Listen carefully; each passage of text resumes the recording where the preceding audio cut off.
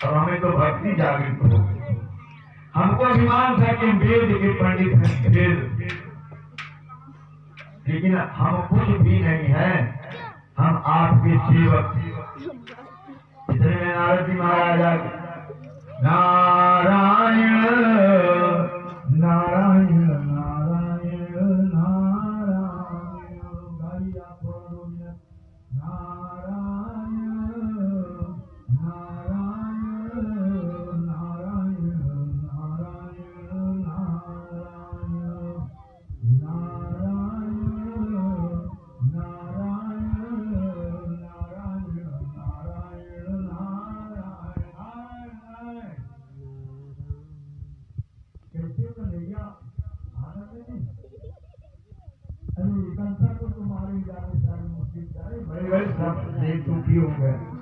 नारद जी कन्हैया ने कहा आओ महाराज आओ, आप संतों के दर्शन हो गए। नारद जी ने कहा ये कन्हैया कैसी बात करते हो, पार ब्रह्म परमात्मा और जगत के पालनहार हो। अरे आपका हम दर्शन कर लिए, हम मुक्ति कर गए, सफल हो गए महाराज, आप हमें बढ़ाई देते। जो कोई दरवाजे पे आ जाए उसका सम्मान करना चाहिए, बढ़ाई देना चाहिए, ये मर्यादा है। तो क्या करते हैं, थोड़ी देर में ऐसे नारद बड़ा दुख हो गया, बोले क्या हो गया, पेट में दर्द हो गया। नारद जी का दवाई हॉस्पिटल जाओ, मेडिकल जाओ। कृष्ण भगवान ने कहा मेडिकल की दवा काम नहीं करेगी नारद, और न कोई डॉक्टर काम करेगा। मेरे पेट का दर्द दूर हो, ऐसी कोई व्यवस्था करो। नारद जी ने कहा प्रभु आप ही बताइए, हम सेवा करने को तैयार। कन्हैया ने कहा नारद कोई भक्त चरणों की धूली झाड़ के दे दे, हमें तो धूली को जीभ में धर दूं, मैं तुम्हें सच्ची हूँ। नारद जी अचंभित में पड़ गए, बोले सारा संसार इनकी धूली धरता है, अभी कहते हैं कोई चरणों की धूली झाड़ के दे दे तो हम एकदम स्वस्थ हो जाते। मुश्किल पड़ गया कि नहीं पड़े? तो कृष्ण भगवान ने कहा नारद बातचीत मत करो, तुम जाओ जल्दी से व्यवस्था करो। किसी के चरणों की धूली होती, बोले किसी के नारी की औरत की, ये भी प्रश्न पूछे नारद। कन्हैया ने कहा नारी के चरणों की धूली, पुरुषों की नहीं, जो मेरे भक्त होगी। अब देखो और फेल करे, उधर एक बार फेल हो गए, ये भी जाके फेल होंगे। चरणों की धूल, ये मथुरा गए नारद, नारायण पिता मथुरा ब्रजम नारदेणाम चरण धूलि स्पर्शयाम कृष्णाम स्वस्तिकाम। कृष्ण भगवान तबियत खराब। हे मथुरा की रानियों, तुम भगवान की भक्त हो, अब तो कि कन्हैया राजा हो गया है ना, तुम लोग तो खूब आराम से रहो। बोले हाँ। बोले एक बात है, कन्हैया की तबीयत खराब हो, उसके पेट में बड़ा दर्द है, तो तुम चरणों की धूली दे दो। वो भी सब पड़ गए क्या कह रहे हो नारद, चरणों की धूली दे दो? अरे जिनकी चरणों की धूली संसार लेता है, उनको चरणों की धूली मैं दे सकती हूँ। नारद जी कहा हाँ हाँ क्या हो गया, दे सकती हूँ चरणों की धूली। मथुरा की रानियों ने कहा चरणों की धूली दे दूं, नरक में चली जाऊं, यही चाहते हो नारद? हे देवर्षि, मैं चरणों की धूली नहीं दे सकती हूँ कन्हैया को, देखो हिम्मत नहीं करो। अब एकदम परेशान हो गए, बोले अब कहाँ चले जाऊं, अब कहाँ जाऊं? कन्हैया का बहुत जल्दी आना। ये दौड़े दौड़े गए, ब्रज में पहुंच गए। कन्हैया एकदम मने रहे नारद जी महाराज, नारायण नारायण नारायण नारायण। ये सब देखी गोपियां कहे नारद जी आप तो बहुत आप अनमने लग रहे हैं, आपके आंखों में आंसू भरा है। नारद जी ने कहा क्या कहूँ, बड़ी परेशानी है, हमारा कन्हैया की तबीयत खराब, हम भुला गए, चरणों की धूली ले, चरणों की धूली से उसकी दवा हो जाएगी, बाकी कोई मेडिकल में दवा नहीं न करेगा। इसलिए हम धूली के लिए परेशान है, पूरी रात घूमे ठंडी में, आप सवेरे सवेरे आए, दवा मिल रही आप दे तो क्या करते हैं। व्रत की गोपियां कहते कन्हैया की तबीयत खराब है तो क्या चरणों की धूली से उसकी तबीयत अच्छी हो जाए। ये कोई भक्त है। नारद जी ने कहा अगर देव तो हो जाए, है हिम्मत। तो गोपियां कहती हैं चरणों की धूली में झाड़ के दे दो, किसमें कुछ लेके आए हो नारद, कपड़े में बांध के देना कि कागज में लपेट के देना है। तो नारद जी ने कहा अरे राम राम, चरणों की धूली भगवान को चढ़ाओगी, नरक में नहीं जाओगी। इनके चरणों की धूली संसार देता है, उनको चरणों की धूली दे रही। गोपियों ने क्या कहा, ब्रजवासियों ने, हे नारद हमारे कन्हैया की तबीयत अच्छी हो जाए, चरणों की धूली से मैं आजन्म तक नरक में बात करूंगी, मैं नरक में कहीं चले जाऊं नारद, लेकिन हमारा कन्हैया तबीयत ठीक हो जाए। भागवत भगवान देखो ये भाव, हमारा कन्हैया ठीक हो जाए, हम नरक में चली जाऊं, लेकिन धूली ले।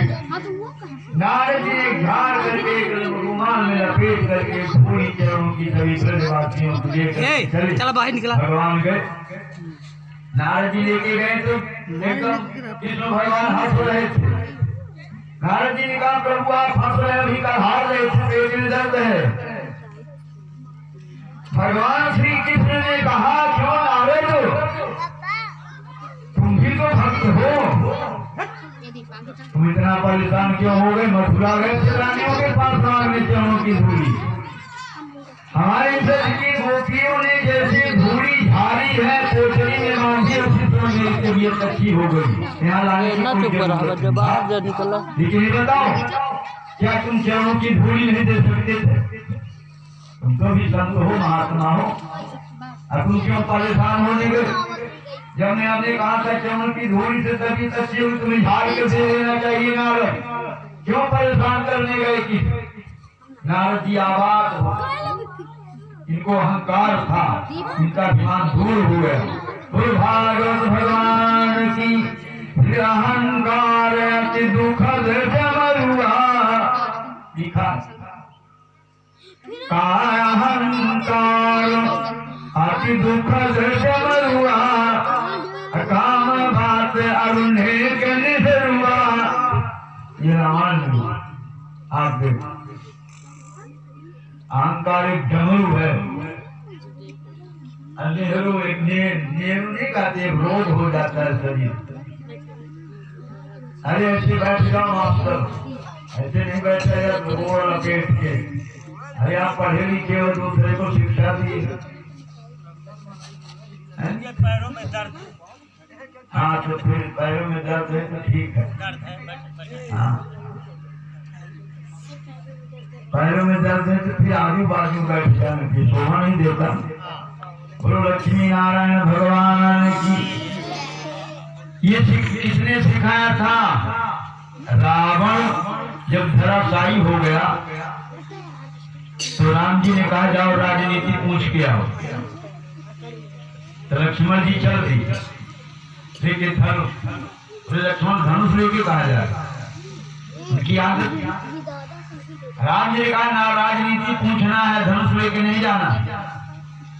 तो वो ये बताओ तुम खड़ा होना जानते हो? लक्ष्मण जी ने कहा खड़ा होना। अरे विश्व का पंडित है, विश्व विजेता पूजनीय है, 4 वेद 6 शास्त्र 18 पुराण का टीका करने वाला पंडित है, उसके पास जाओ।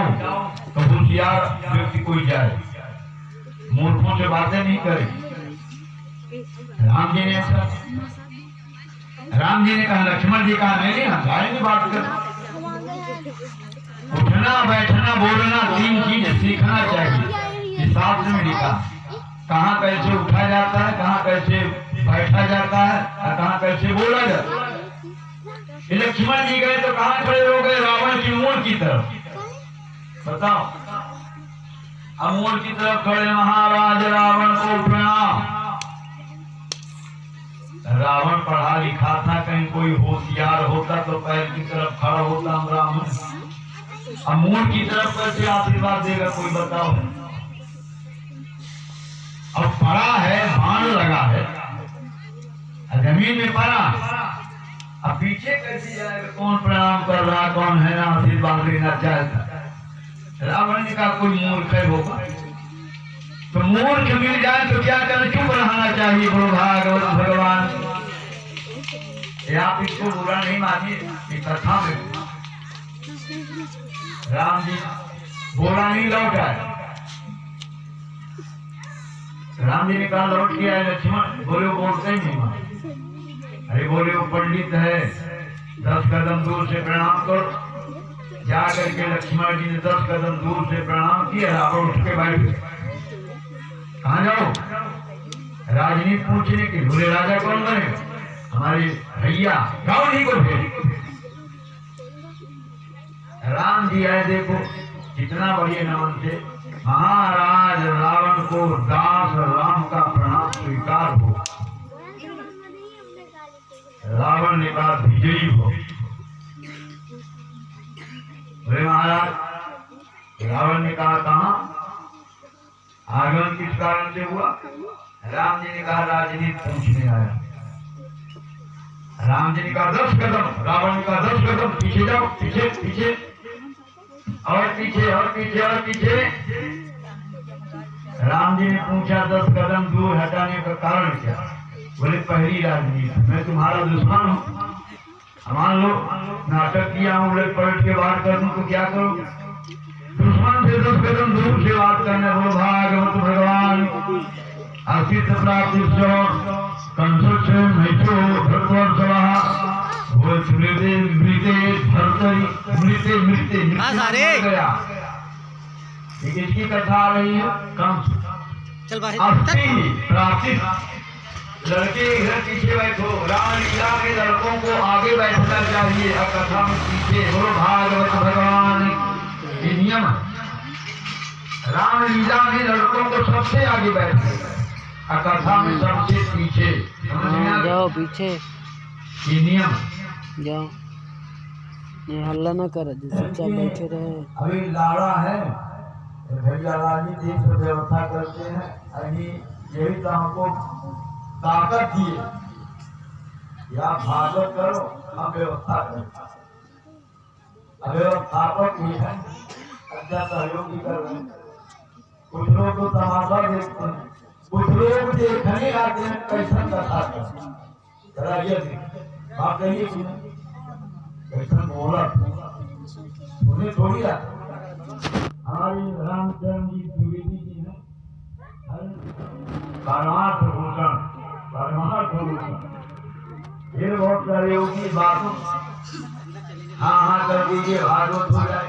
ये बैठे अब आकर के बैठ जाते हैं तो चुपचाप जैसे कुछ जानते हैं। ये सब क्या सहयोग है?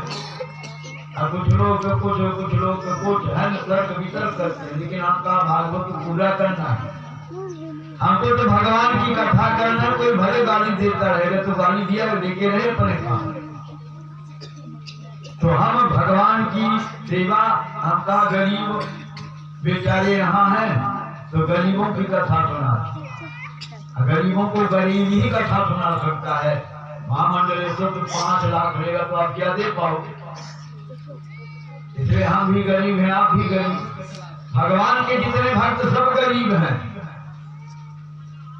इसलिए समय के हिसाब से निष्ठाती हो गया और सहयोग बहुत हो गया। हमारे इस सहयोगी शोभा ने बहुत सहयोग कर दिया, सरपंच साहब ने खूब सहयोग कर दिया। सब लगवा टेंट लग गया, पता नहीं कहाँ से हनुमान जी लगवा दिएगा। ये हनुमान जी यहाँ के हैं प्रेरणा स्रोत। हनुमान जी आयोजक हैं, संयोजक। ये हनुमान जी ने सब ला करके तन दिया, माइक भी धर दिया, एकदम आनंद हो गया। हम बैठ गए आराम से कथा शुरू कर। ये सब हनुमान जी की लीला है। तो आते हैं कथा जरासंध और द्वारिकापुरी का निर्माण हो। जरासंध कौन है? ये कंसा का ससुर है, ससुर। तो इनकी दो रानियां थी, अस्थि और प्राप्ति।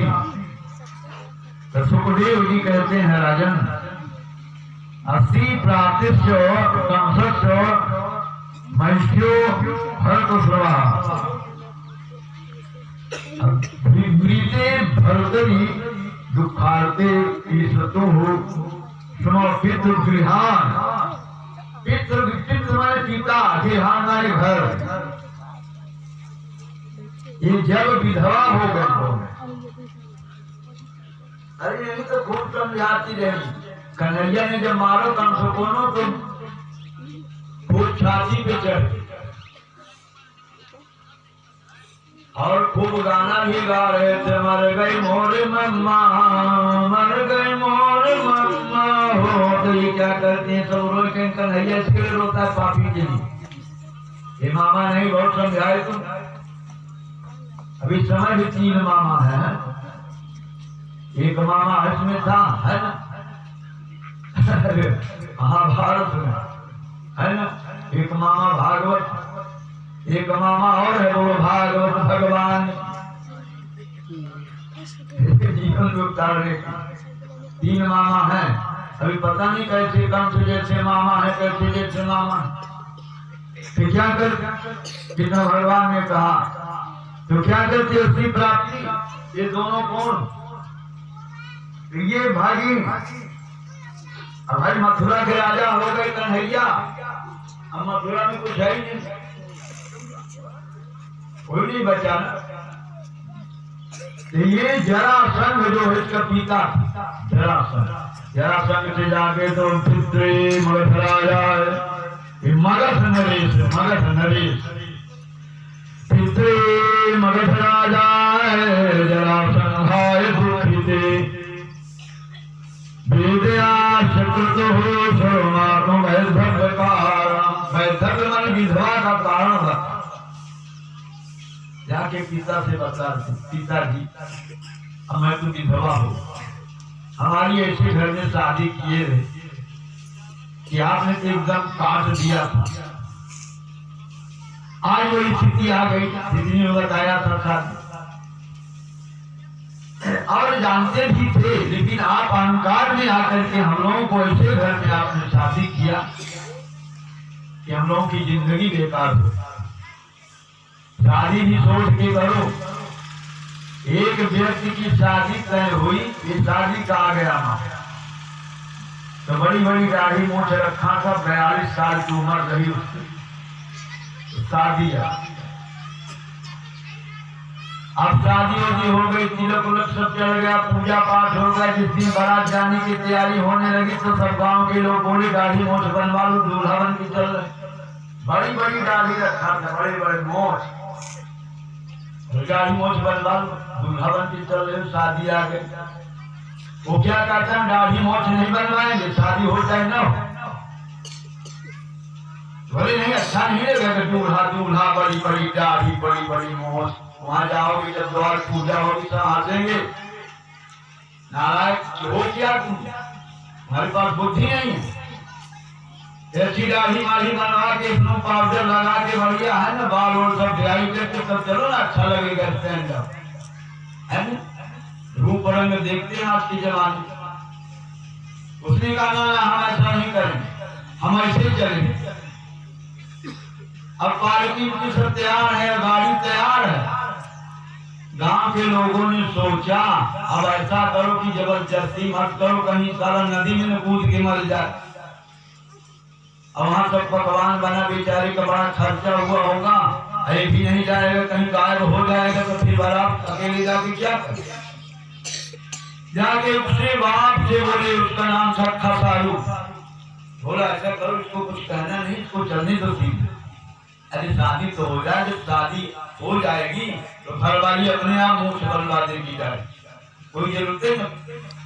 अब गया दूल्हा बन, अब ऐसे दर गया द्वार, पूजा होने लगी, सब उसकी सहेली आ रही, राम राम ऐसा दूल्हा ढूंढ की लगी, बड़ी बड़ी मोच, अरे राम गई सब ठीक, अरे तेरा दूल्हा बड़ी बड़ी मोच है, अरे बाप कैसा शादी ढूंढ के लाया, अरे बड़ी बड़ी मोचे क्या तन्नाई के देख के डर लगता है, अरे ऐसी शादी तो बड़ी विचित्र शादी है, कभी जिंदगी में देखी नहीं शादी।